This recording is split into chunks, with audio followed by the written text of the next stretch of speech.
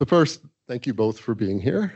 Thank you, Governor Little, for your continued support of the laboratory over many, many years. And the executive order, I'm actually quite excited about the leadership that you're showing with that and what that's going to mean for the state. Governor Cox, it's been mentioned already a couple of times in different events this morning, how timely your initiative is, Superabundance, how timely energy is for the West and really for the broader country. Congratulations as you've taken the leadership of the Western Governors Association, and thank you for your selection of what you decided to focus on. Thank you. Wanted to start, it was not so long ago that the states, the three governors of Utah, Idaho, and Wyoming came together to sign a memorandum of understanding. This was, and I'll read, to strengthen regional collaboration on energy policy, including nuclear energy issues. Can each of you talk a little bit about what that means and the driving forces that brought that together and what you envision next steps of that? Sure. So we're very lucky to, I'm very lucky to be surrounded by governors that I trust, that get this stuff and work really well together. I mentioned this morning, look, here I am, the governor of Utah, and I'm at a groundbreaking in Idaho for a project in Idaho with Oklo, and I'm speaking in between all of these elected officials in Idaho, and I felt a little out of place and a little sheepish being there, but I was so grateful because this is what an abundance mentality is all about. It's not Utah versus Idaho versus Wyoming. We're going to be much stronger if we're working together because we have some differences that are important and some similarities that are important. Of course, one of the things that Idaho has is INL, which deeply matters and is important for the rest of our country. We share a power infrastructure, which I think is very helpful as well. But more importantly, we share a mindset. And I just know that these guys are smarter than I am, and so when we have an opportunity to work together, I'm going to take that. That's going to be good for the people of Utah, and it's not when Oklo breaks ground here. I mean, I would have loved to have them in Utah. I'm not going to lie about that, but that's good for all of us. We also share workforce and education systems, and I know we'll talk more about this, but workforce, I think, is one of the things we should be most scared about. We have the investment coming. We know that. We have regulatory changes that are happening. We know that. But everybody who built nuclear, almost everybody who built nuclear, they're retiring or were retired. So we need a whole bunch more Dr. Wagners coming into the system. And we're going to have to work on that together. And I can just tell you, just by signing that MOU together, it's given the West now, this region, much more interest from nuclear partners. They're seeing this as a game changer, and so they're coming. And I don't care if they come to Wyoming or they come to Idaho or they come to Utah. Well, the fact that to Governor Cox's point, we do share power, a lot of it, and we can't just solve the problem in Wyoming and not think about the impacts on Idaho and Utah. And the fact that we're very blessed to have the mental and the skills here. What do you hire? 800 to 1,000 people a year? And our State Board of Education, which is a group that sets the priorities for the universities, 2 years ago said our number one priority is healthcare, number two is nuclear engineering, and number three was cyber. And so when universities get ready to implement a new program, if they're on that list, they get priority over the recommendations that the state board sends to me that I send to the state legislature. But it is critical. Now, 5 years ago, that would not have been the priorities. We've always worked hand in glove, but what's changed is the fact that if you look at energy demand nationwide, it's been going like this. And all of a sudden, the last few years, it's gone like this. It's gone up 30%. And there's not a utility in the United States that knows, to Governor Cox's point, where they're going to get that extra 30%. That's been it's reawake, or what did you call it? It wasn't Renaissance. Resurgence. Resurgence. Going back to Renaissance though. Well, I'm still in old shorts. So, but it's the time is just right, and the fact that private capital is going into it, and of course, a lot of the reason private capital is going into it is because of the regulatory, the quadruple, quintuple redundancy that was being required, and that the redundancy is not a bad thing, but it was the time it took to approve that redundancy that was killing the industry. Those 4 executive orders of the president, in combination with private, and you do those executive orders, we do the right thing, guess what? Capital flows in, and that's what's changed. Thank you both. When you all, switching gears a little bit, when you think about state energy strategy, of course, energy superabundance is far broader than nuclear. And so we're here to talk about nuclear, but as far, I want to acknowledge, is far broader than nuclear. Idaho doesn't currently have nuclear power, neither does Utah. So can you talk a little bit how you see nuclear fitting into the energy strategy for each of your states? Well, we know that 30% increase is, a lot of it's going to be concentrated in the tech area, in AI and those other areas. Just an example, the new Micron plant they're going to build at Syracuse, that plant is projected to use all the power from New Hampshire and Vermont, just as an example of the need there. And those, and I know there's some of them in the room, those industries are going to have to be at the forefront of making those commitments to those people that are building these plants, so that whether it's in front of the meter, behind the meter, that can all be talked about. But that's going to be a part of it. And another thing that John didn't talk about much is what is a big part of the lab is, what do we do about transmission and what do we do about cybersecurity? There's a whole team of people not very far from where we're sitting, matter of fact, real close, and their job is to make sure that grid is secure and that production and transmission is secure. That's a big part of it. So you got to have the power, but then you got to make sure it's secure. But I believe the incremental cost that will be there will be picked up by those people that are absolutely demanding it, whether it's in front of the meter or behind the meter.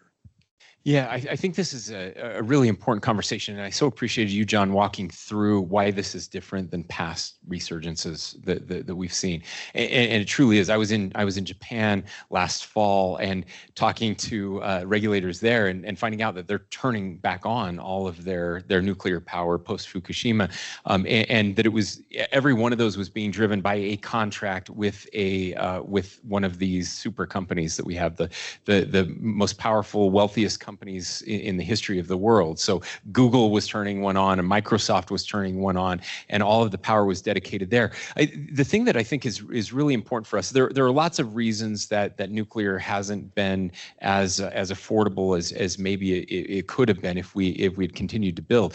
There's this concept in manufacturing that people will understand much better than I, but if you want things to get cheaper, you just have to do it more. And the more you build of something, the cheaper it gets. And we have to start looking down that road because of the demand curve that we're talking about here. We knew that the power was, there was going to be a bigger demand for power as EVs and other things came online.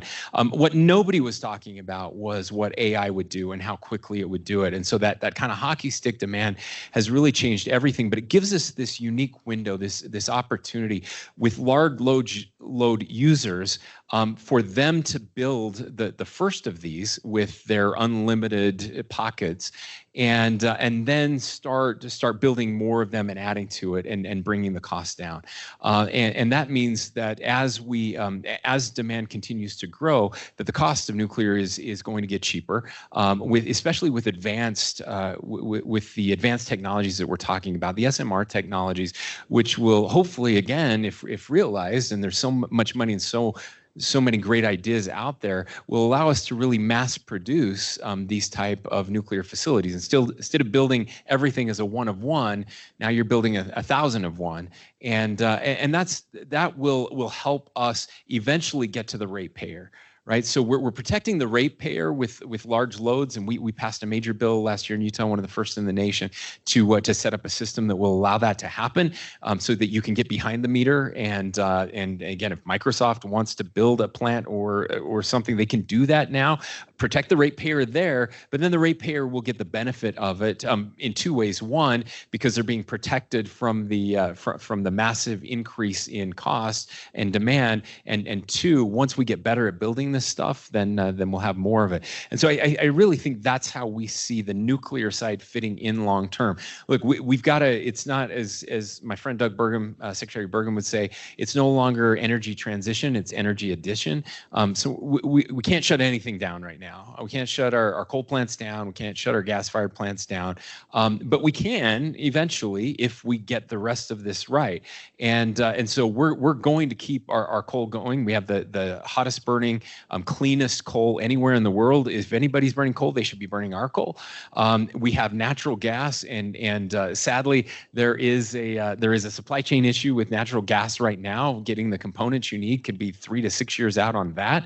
And so all of these hydrogen, we're doing some great work in some places with hydrogen. Geothermal is going to be huge. We've got a major project in Utah around geothermal, but all of this fits together. But nuclear is the closest to kind of a holy grail that we can get to if we figure out all these other pieces. Very well said. Thank you. I can't help but acknowledge when my Governor Little talks about our grid work and our critical infrastructure cybersecurity work. That's a good day. Thank you for that, Governor. And then Governor Cox, you nailed it. You know, one of the challenges nuclear has had in any new demonstration of a new technology, the first of kind is always more expensive. How do we get over that first of kind expenses? By building more. So thanks for hitting that. So, you know, I talked already, and you all have mentioned the alliance or the alignment of so many things, whether it's federal government policies, private sector dollars, et cetera, that are coming together to meet this moment. But state policies matter a lot. Both of Idaho and Utah, you both have championed deregulation and being friendly states to energy projects. I guess I'd like to just give you guys both a minute to be able to talk a little bit about that. Yes, we have. But what's interesting is in the first Trump administration, Secretary Bernhardt and I in particular, Secretary Burgum's predecessor, we know there's some fundamental problems, and because we were kind of the first really mass regulatory work, whether it was simplifying, whether it was renewing, whether it was elimination, but not one issue has ever come up about the safety of the workers, or the safety of the consumer, that a lot of those regulations were just in the way. The federal government needs, and they're making progress, slower than Idaho, I might add, but I got a lot of advantages that the federal government doesn't have when we do that, but it's the right thing to do. Like I said, the friction on us going forward has been the regulatory holdups, and it's not the safety aspect of it. It's just the red tape. A lot of it's litigation that's been there for a long time. But the other thing that's changed is the fact that the conservation movement has all of a sudden said, you know, nuclear is a pretty good idea. When there was a time when that was not the case at all. And that's been taking place over the last few years. And it's our responsibility to make sure we continue to be the preferred energy solution to people's concern about where we go in this country. One of the things that perhaps might have been on Lieutenant Bedke's and my in basket last year, and Spencer was here 2 years ago, and I got a question about water. I actually ran into an engineer.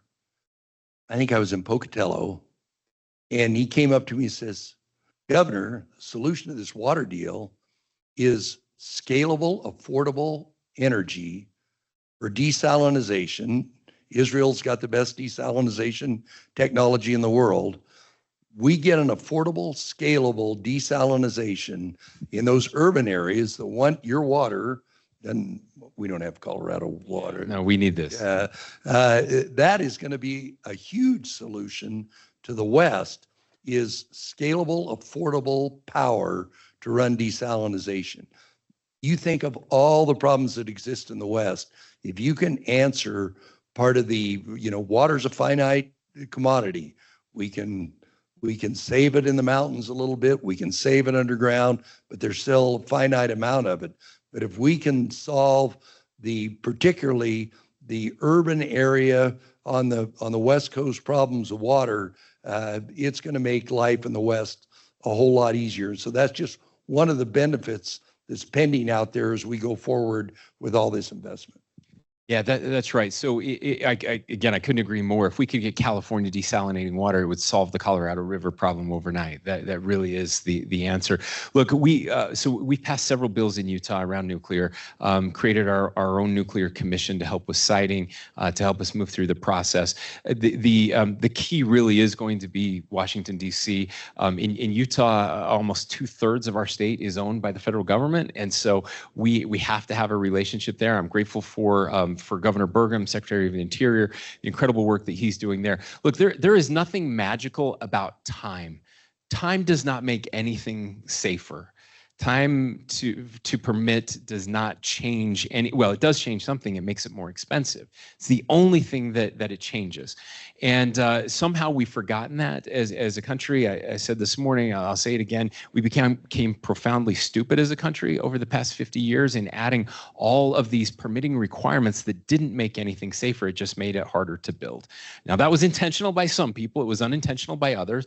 Certainly, we weren't good in the 60s and 70s when it comes to the environment and keeping things clean. And we did need some regulation to clean up our air and to clean up our water. Very, very important. The problem now is that the intent of that regulation has been bastardized in such a way that it is making it impossible to do anything, including the things that will make our environment cleaner. So when you talk about the bipartisan nature of what we're seeing, I think that is a real change that is different than what we've seen in the past. I would add that to your list of things that are new or different, and that is that the environmental movement, many of them, not all of them, realized that they couldn't build the things they needed to make the environment cleaner because the very laws that they had championed to stop us from building anything else prevented them from building those things as well. So think solar with batteries, wind, all types of things, including nuclear. So I just have to say this: we've been talking a lot about nuclear and really focusing on the reactors because that's what INL does. But there's a whole supply chain that we do not have existing in this country, from mining through production, through storage at the end, all the way through that we have to figure out in this country. And there's permitting in all phases of that. So some of that is state, and we're removing those barriers. I just want to say we can do this. For example, in Utah, when I became governor, and again, we are a very conservative state. We've been deregulation all the time, but it took 240 days to get a permit for oil and gas exploration in Utah on state lands. We've got that down to 45 days, and it'll be 30 days soon. Governor Burgum, and this is where it deserves a tremendous amount of credit, they approved a mine in Utah, a uranium mine in Utah. Normally for an EIS or an EA, you're talking a year to 2 years if you're lucky with the federal government. He said, well, let's look at every step of that. Turns out what it is somebody gets an email. They do their part of it. They send it to someone else. 2 to 3 weeks later, that person will get around to that. And that whole process, as it continues on, just takes 2 years. Nothing magical about it. They said, what if we got the right people in a room together and this is all you did? Well, they did that, and we got ours in less than 28 days. It's never happened before. It's incredible. And I will tell you that the quality of that EIS will stand up against anything that I've seen that took 5 years or 10 years. So we got a permit in less than a month, and that's the standard. We can do that, and I'm proud to work with the federal government that is actually getting it right. That's outstanding. Yeah, thank you. Jack, let me know schedule-wise if we're doing okay. All right, thank you. You can cut me off anytime, Jack. It's fine. Anyway, just want to make sure I'll watch for Jack to see when he wants to cut this off. I want to build a little bit on something you just mentioned, Governor Cox, and that is people's perceptions and realizations that they actually want this. One of the other elements that you sort of alluded to is the public support and approval of nuclear energy is essentially at an all-time high historically. But as you and Governor Little, as you are out in the state and talking about nuclear energy, what sort of reactions do you get from communities and the public? It's been overwhelmingly positive everywhere we go, and it is remarkable. We were a little, there's a little trepidation as we were stepping into this space. Utah does not have nuclear power. You've had INL, but not nuclear power, and so we were worried that people might be a little resistant to that. Certainly, I'd grown up hearing about the protests of nuclear. Grew up with the scary, 3 Mile Island stories. I was shocked to learn later in life that 3 Mile Island actually worked. It did what it was supposed to do, and nobody died. It's incredible. And so we had been fed the wrong story all throughout history, and I'm grateful that as we talk about these new technologies and these new abilities, we've done polling. We've been out there again talking not just about nuclear energy production, but about other pieces of this enrichment, which is one of the processes. And we're seeing again 70+%. I can get 70% of people in this country to agree that numbers, high 70s even, with some of these issues when it comes to nuclear. So that gives me hope. Now I'm certain that we have far too many arsonists in this country and not nearly enough architects. It's really easy to tear down and it's hard to build. And I'm so tired of the destroyers and falling prey to them. We need more builders. And again, building is a mindset, but it's all, we need physical builders and emotional builders and just people who are thoughtful. And we're seeing a lot more of that today. So I just want to thank everybody in this room. You're the builders. We're really proud of what you're doing. And as we continue, and I think that's why it's so important that we support each other. When we get to show in Utah that great things are happening here in Idaho, there is a little bit of a competitive factor there. Like, well, we don't want Idaho to get all the good stuff. So we're gonna try harder in our state, and that's gonna bring people together. And the bipartisan nature really matters. Having we could have grabbed one of my Democratic counterparts from a state in the surrounding area and put them on stage, and it would sound just like us. If you put the governors together, with very few exceptions, it's hard to tell who the Republicans and Democrats are in the room when we're talking about energy.